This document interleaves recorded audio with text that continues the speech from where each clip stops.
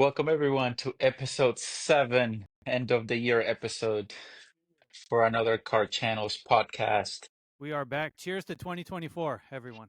Here's Cheers. to 2024, everyone. With me, as always, Jason Andrews and Courtney Myers. What's up, guys? Oh, Yeah, just loving life. I'm not loving life at the moment, but yeah. So just to catch all the viewers and listeners, last night I was driving my GT350R, previously owned by Jason, and trying to introduce. that Courtney hooked up. That is true, and probably what made this podcast come together. And I was driving probably 45, 50 miles an hour, sixth gear cruising, and heard a clunk, lost oil pressure, and I shut off the car and got it towed. It's at a friend's shop right now. It's New Year's Eve, so he probably won't get to look at it for another couple of days. But it didn't sound good. Why not take it to the dealer? Uh, I could have taken it to the dealer. My friend's shop is a dealer. It just happens to be a Chevy dealer.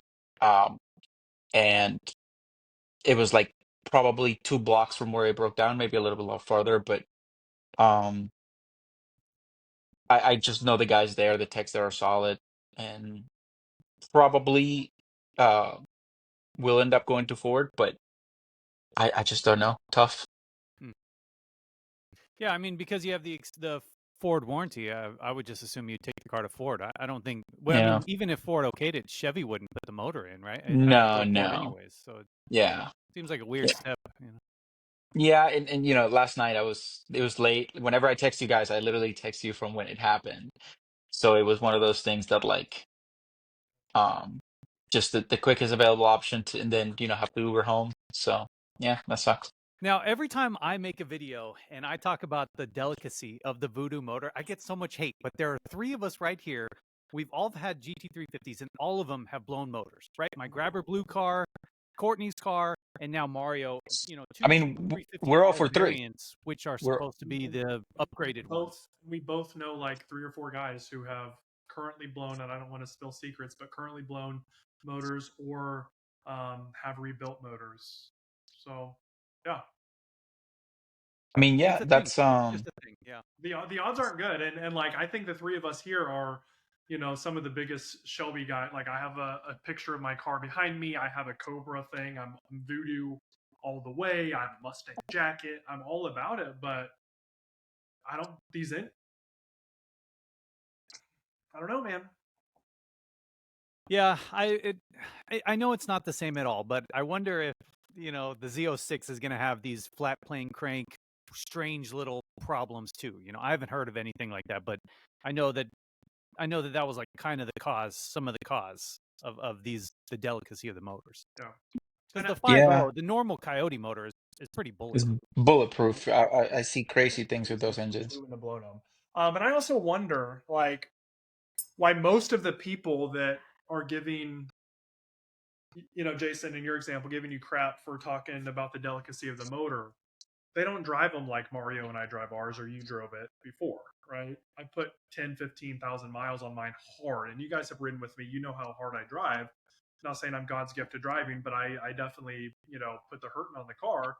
And the guys who are saying, oh, yeah, the engines aren't fine. You got to let it warm up. Maybe they're just slow. Yeah, I mean maybe, but my first car blew with like less than 2,000 miles on it, no track time, and I was Yeah, just cruising yeah, down the street. yeah. And then Mario here, yeah, he's driven the car hard. I've driven that car hard, but he's just cruising along in sixth gear. Boom. Yeah. Mm-hmm. And on the street, like you wouldn't catch me doing crazy things on the street. On the street, I drive it like a Toyota Camry. And yeah, sure, I drive hard on the track, but I never drive it cold. I've never ran it without oil. I do like all of the interval services. Like I do pre-track checks and post-track checks. Like I'm not gonna say I'm like the best car owner in the world, but that car was very well maintained, and I know that it was the same during Jason's ownership. I know how, like Jason's probably a lot more meticulous with his cars than I am, and I'm pretty good. So we'll just have to wait and see. But you know, if it doesn't get covered by the extended warranty, I'd probably find a way to just get out from the car just because I don't want to deal with it. Mm. I love the I'll car, lowball you but on the car with no motor. I'll lowball you on yeah, it. yeah. Yeah, what are you gonna ship it to Italy? I'll get it back. I'll figure it out. I'll EV swap it. That'll make all the guys happy. Yeah, Yeah. yeah. No, that's yeah, So that's crazy, man.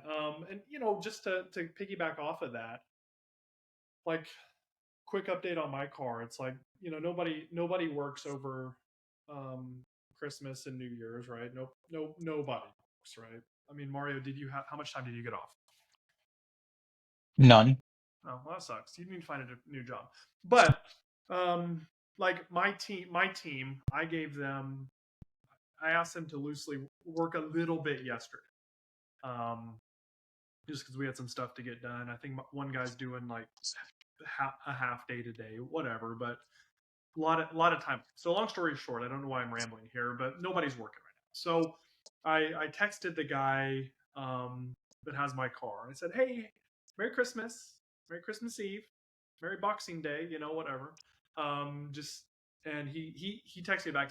He's like, "Hey, um, kind of out of my hands. I emailed them. I'll let you know as soon as I get an answer." And we're talking about RPG in California. Um, and so long story short, it's not the local guy's problem. It's in California. So, but I'm thinking like you know, not for nothing. I'm kind of toiling around of getting out of mine too. Wow. Um, sometime in 2025 and going 911 route and just getting the GT3 or a GT3 RS and just beating those. And you don't see guys running GT3s and GT3 RSs talking about blown motors all the time. Well, I'll caveat that with saying because we're not part of that group, right? Like we don't know. Maybe Yeah, they do true. blow up, like versus with our type of car, like the three of us own, multiple and all those things. So I'd say, what's crazy, a couple of days ago, and to segue into, what could be next for us, Jason was talking about a CA Corvette. The CA Corvette is very attractive to me. Probably not quite a Z06 like Jason was looking at, but even a Z51, 2LT could be could be attractive to me. And I know Courtney has been doing a lot of shopping, so it could be the end of the Shelby era for the group. I'm not sure. Hmm. Good. I just want everybody at home, everybody that's listening right now, to know that if Courtney, Mario, and myself went to the track right now, I would be fastest. That's true. So right now, I'm ending the year on a win. Okay. Yeah. I think so. Well, not only that, but your cars drive. Like you could turn around and pick any of your vehicles and get in one of them and go somewhere. We don't have that luxury at the moment.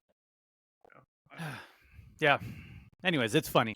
It's yeah. funny. Yeah, a little bit funny. And like I took it in good stride. Like it's been a crazy year, and if that happening means the beginning of something new, it is what it is. Yeah. Hmm. No, for sure. And I haven't driven a meaningful fast car since.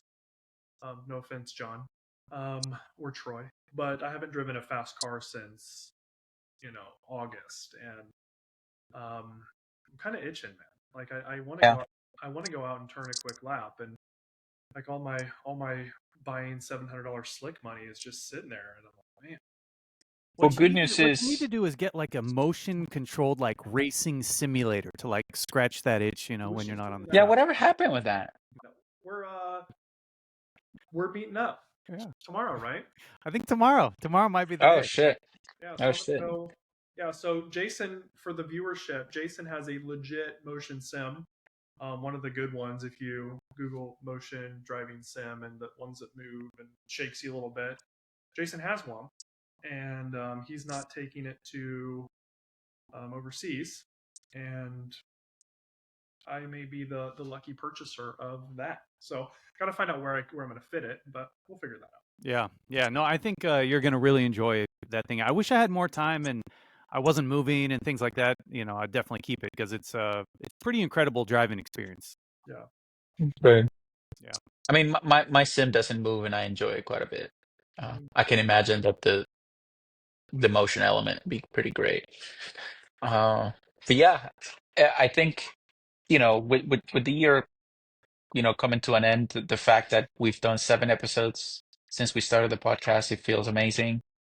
We've gained, almost 2,000 subs, and I think once we start putting out content like, the drive we're gonna do, we're having discussions potentially Tail of the Dragon. That could be fun. Hmm. Um, I think we have a lot more to bring to the channel, and I'm very, very excited to see what 2025 brings us. Yeah, absolutely. Um, yeah, and Jason, excited that you didn't have to go. Well, not excited, but you were. Is this is what I'm about to talk about? Is that private? I don't think so. I don't know what we're doing. Well, I don't know where we're going. No, about the Your work trip that you didn't go your work on. trip. Oh yeah, yeah. I didn't have to go, so I Okay. lucked out with that. Yeah. Yeah, So so basically, glad for we could. everybody watching at home, most of you guys, if you guys know me, I play drums for the Navy band, and we do a lot of humanitarian stuff, a lot of public outreach stuff, a lot of stuff for our elected leaders and stuff. But one of the things that I had the opportunity to potentially do was play at the late President Carter's funeral. He passed away, and so for the last 2 or 3 years since I've been in Jacksonville, I've known like I was kind of on standby this whole time to, when he dies, I could get called to go do that. And there's one other band that's like kind of ahead of us on priority level, but yeah, for the last couple days I've like just been watching my phone, getting texts constantly. Hey, are we going? We might be doing this. Get your people, get your gear together, But ultimately, the Navy band didn't end up supporting it, and it's the Army band that's doing the funeral. So that's Yeah. what's happening with that. Yeah. Yeah. Well, RIP to President Carter, and yeah. Yeah. As we look back on the year, I want to show you guys something real quick, okay? And Let's and do it. this is unscripted here. So let me show you this here. Okay. So these are all the kind of super hyper cars that came out in 2024. And I'll just start by saying like 20 years ago, 2004, 4 or 5 of them got released, right? Ferrari put out one, Porsche put out one, Ford put out, Lamborghini put out one. Now there's like 20 of these things. I feel like they're just getting pumped out like every week. Does anybody care about these cars anymore? Stop me if you guys think anything is, No, so funny enough, Doug DeMuro put a video out in his channel within the last week, I think, basically saying exactly what you're saying, that like all of these new hypercars don't excite him anymore because of exactly what you're saying. There's like almost one released, if not every week, every month, and there's so many. Versus again, go back 15, 20 years, there was like four. right. And prior to that, there was like the McLaren F1 and the J220 and maybe the F40 and F50, and they were even. I don't think that the term hypercar was kind of out yet, but the but the supercar term definitely was. Hmm. And now just anybody with a good credit score and can just go buy one of these 1,000, 1,500 horsepower things, and it's crazy how they've become so accessible. And you're right, they don't really excite me anymore. Like somebody's like, oh, did you see the new McLaren? What was it called? X something, or I think it's on your screen.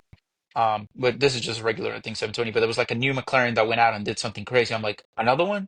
Like it's just like I don't know if they're trying to one up each other or what it is, but it's kind of crazy to think Right. about. Does anybody okay, do we care about this car, the Ferrari F80? Do we care? Absolutely not. No. Nope. Do we care about the McLaren There we go. The W1? W1. That's the one I was talking about. Care You about can this see car? this one, but It did some good stuff. Like performance wise is good, but nothing that excites me. well, it's kind of the same. It's the same thing, guys. Like I know we're not big drag racers, but I appreciate the community, and it's I think it's a different sport. We like turns and complexity, and they like building a car for speed, and it's just a different animal. But What is like, that gonna cost? oh, that thing, crap. But seriously though, think about like when we first got into cars. Like we've talked about this on an earlier episode, but hey, when we were younger, whatever, 1,000 horsepower was like you're gonna go run what does 1,000 horsepower run a normal car? Like a 9 second quarter? Hmm. Something like that, yeah. Like I just pulled that out of my ass. So if that was close, then kudos to me. But like if I show up to the drag strip in 1,000 horsepower car and I say, hey, this has 1,000 horsepower, guys are going to be like, cool, that's great, because there's 6 more that have it just right over there. Like it's not impressive anymore, right? and all of the stuff they're pumping out now is there's 30 cars that look like that, and 20 of them were released this past year. So I think people are getting fatigued for um, people are getting fatigued for this type of car. I think is what Yep. they call them, I think um, fatigue is a good way to put it. and but the person who's going to buy that is like the Aston Martin fan, right? Who's had 3 Aston Martins and now wants this one, right?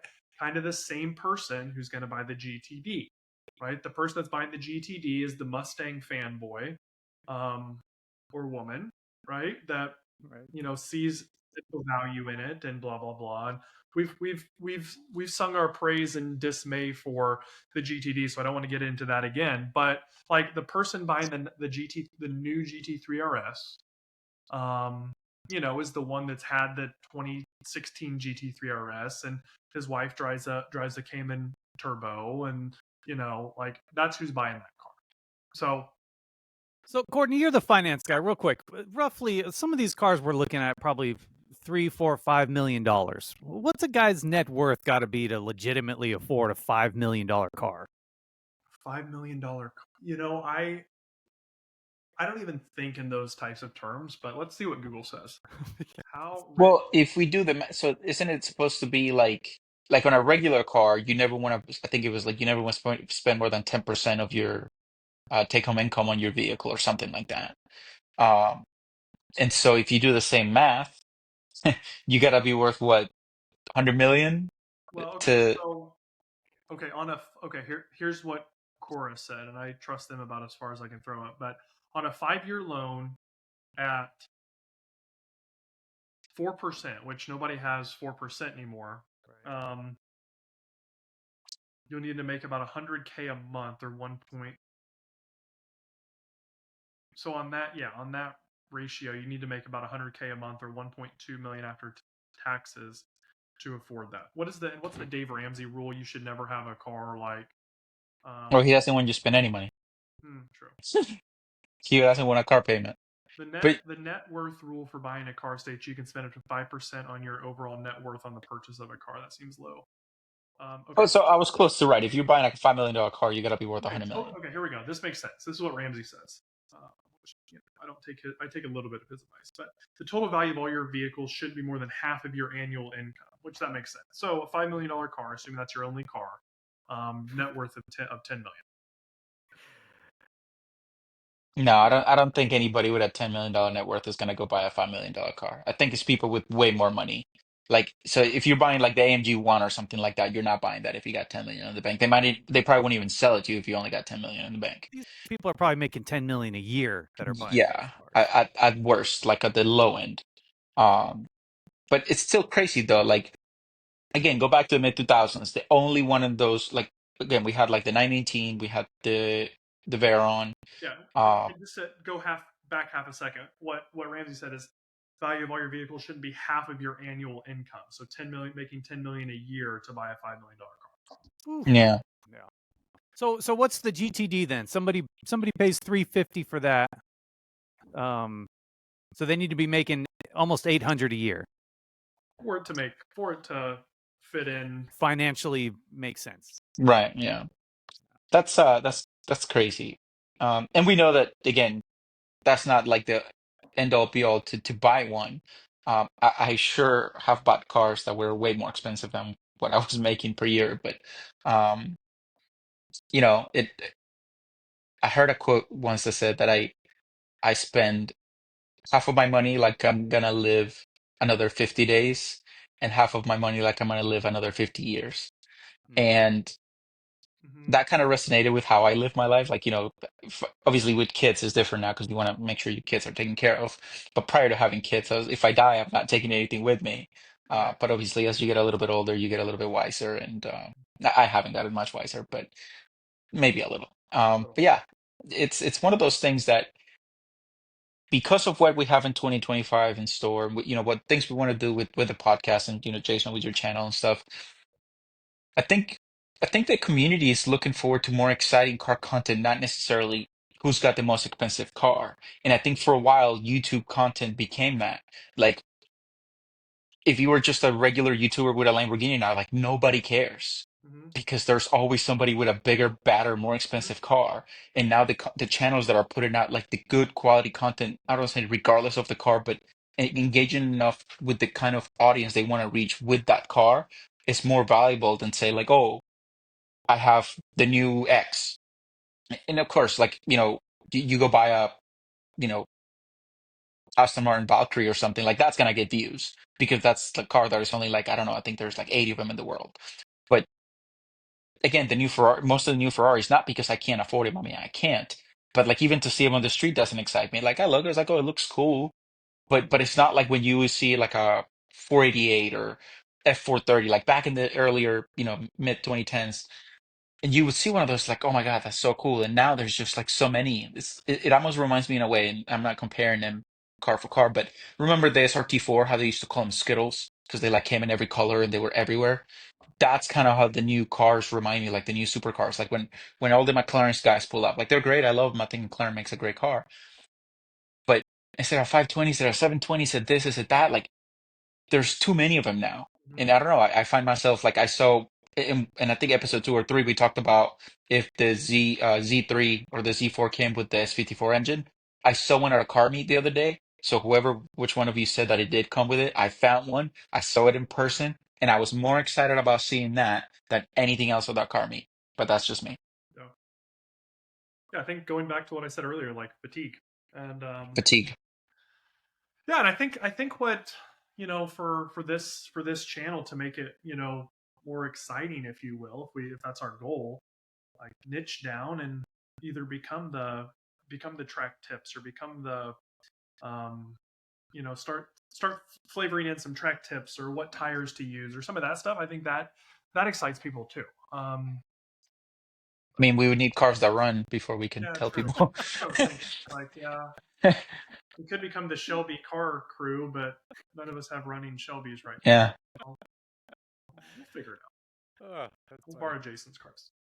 Yeah, yeah, we're gonna have to do that, guys. I know we have a hard stop here in a couple of minutes. So again, I want to thank the audience for having tuned in this year. Anybody who subscribed, thank you. If you haven't, please subscribe. It truly helps.